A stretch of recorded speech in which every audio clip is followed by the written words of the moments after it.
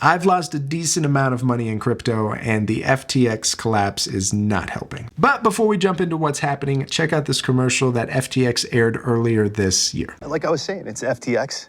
It's a safe and easy way to get into crypto. I don't think so.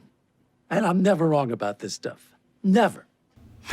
That has to make the history books of clips that did not age well. All right, so here's the simple version of what's happening. This guy, Sam Bankman-Fried, who we will call SBF for the rest of this video, created a crypto exchange platform where you could trade all sorts of cryptocurrencies. It was called FTX. FTX also created its own currency called FTT. The idea of how you can create your own currency and give it value is a deep rabbit hole that we will not be going into in this video. Just know they had a currency called FTT and it had value. This guy, Changpeng Zhao, who we will call CZ for the rest of the video, owns the largest crypto exchange platform in the world called Binance. CZ ended up being a significant investor in the early days of FTX and received roughly 23 million FTT. FTX starts doing really well, getting multiple celebrity endorsements and ridiculous amount of funding, to the point at which FTX was valued at $32 billion.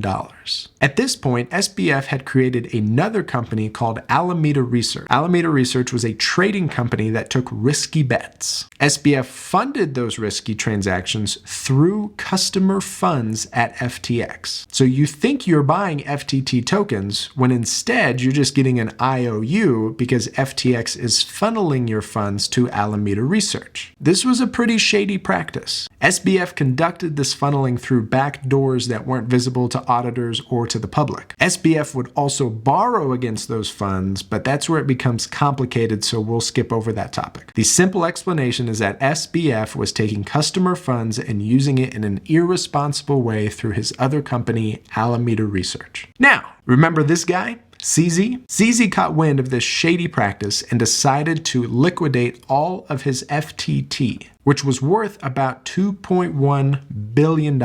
He then posted on Twitter and said the reasoning was because of recent revelations that came to light.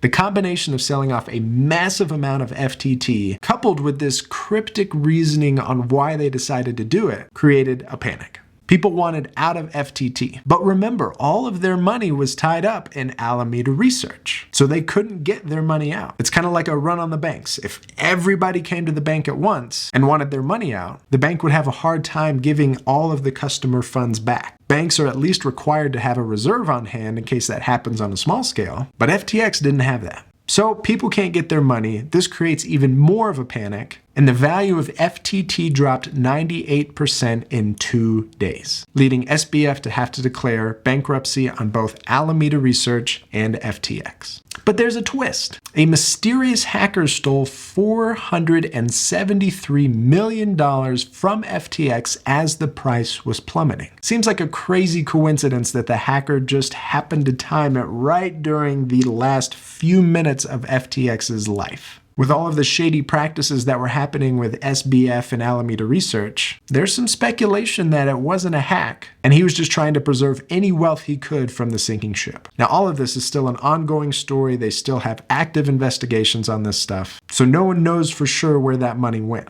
But people have their suspicions. Could SBF go to jail? Maybe, if there was criminal action taken or a deliberate misleading of customers. But he can't be arrested for FTX going to zero alone. When you sign up to do any sort of investing, you sign something that says you're aware of the risk of what could happen. And people should have a heightened sense of risk in the crypto markets. Now, I never invested in FTT, but the entire crypto market is taking a hit because of it. For the people and companies that invested directly in FTT, this is horrible. If you decided to take a big gamble with half of your life savings, it's gone. Or if you're a major corporation that backed FTX, it would make sense that you would most likely put a significant portion of that in FTT, and now that's gone as well. So I think with FTX collapsing, it's going to issue in a new era of crypto. possibly one that becomes more regulated. At its core, that's not what crypto and the blockchain stand for. But if large companies like FTX can collapse in the matter of 2 days, it feels like something has to change. Thank you guys for watching. Please consider subscribing if you haven't. It would really help out the channel. I hope you have a great rest of your day, and I will see you next time.